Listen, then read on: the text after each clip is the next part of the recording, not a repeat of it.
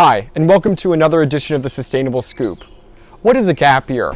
A year to relax after a long 12 years of general education, a time to travel and explore interests, or an excuse to sit in the basement to just play video games. Joining me here is Sue Di Filippo. She is part of a group of explorers and academics who focus and deal heavily with gap year students. Welcome, Sue. Very nice to be here. Tell me a little bit about yourself and why you started this business. In 2013, I noticed both my kids were struggling a little bit, and their friends, as far as going right off to college. I noticed their friends burning out, not knowing what they wanted to do.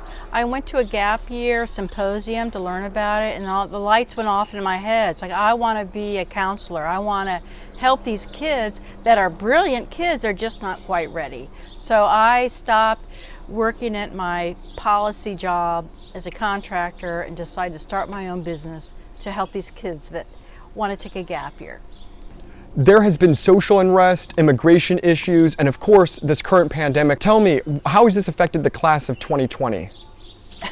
There's been so much confusion for the parents, for the kids, for the colleges.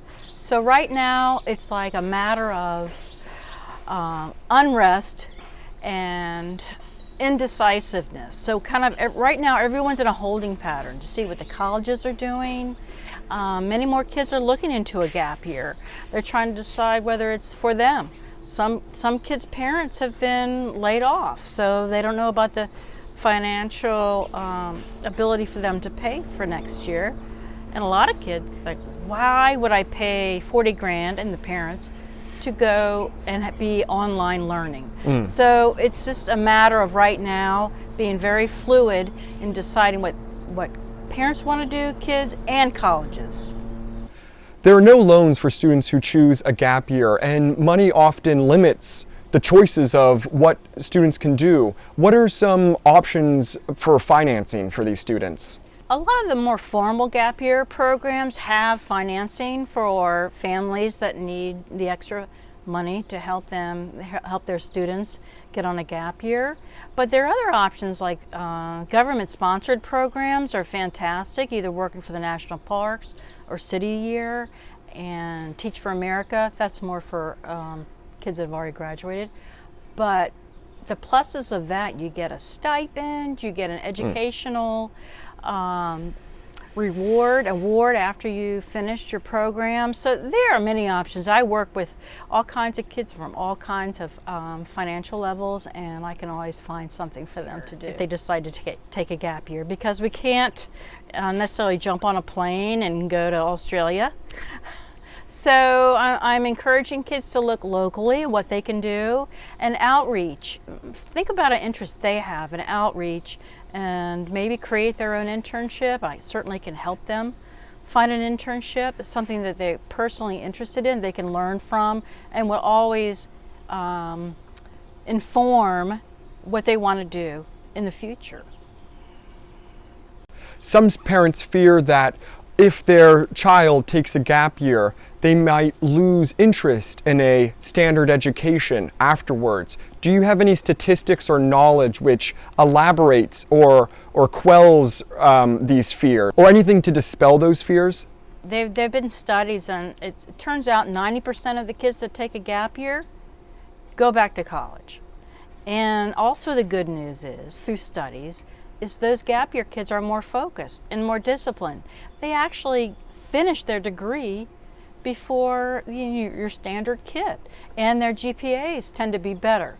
So that's why I'm a proponent of gap years, because I think that year of maturity and focus and thinking about what they want to do actually helps them with their academic career. Do you have a message for parents whose children approach them with the idea of a gap year? I think that it's important for the parents to listen to the student, but what's also important is why they want to take a gap year. If it's just because their best buddy is taking a gap year, that's not good enough. A lot of times parents are really pushing for that first year of college, so I just encourage the parents to sit and listen, and also encourage the student. Okay, you want to do this? What is your plan, because you cannot sit in the basement for 6 months. I think it's most important if the student says, I need time, I need maybe maturity, I don't know what I want to do, and listen to them and help them create a plan for the gap year. I've been to the Gap Year Association website and it has a lot of information. Where would you encourage people to start, whether that be students or parents? And what is the information that's the best to look at? I love the Gap Year Association, and Ethan Knight, as the executive director, would answer any questions. What I like about it is they list the gap year programs, and as well as the level of independence for a student, so both parents and students can assess what is a good program for them. And there are reviews there, how to plan your gap year. There's so many places to go for you to get informed about the best way to go forward.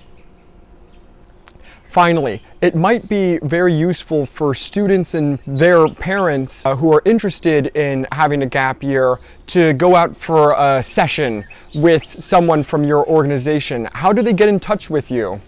Well, I'm located here in the DC area, gapyearexplorer.com, and I also have a Facebook page, Gap Year DC. And I work with students and families locally as well as nationally. So if anyone has a question, I'm happy to answer it. I do a 30-minute free consultation, and happy to meet with you. I want to thank Sue Di Filippo, founder of Gap Year Explorer, and to all graduates of 2020. We salute you and all that you have done and will do.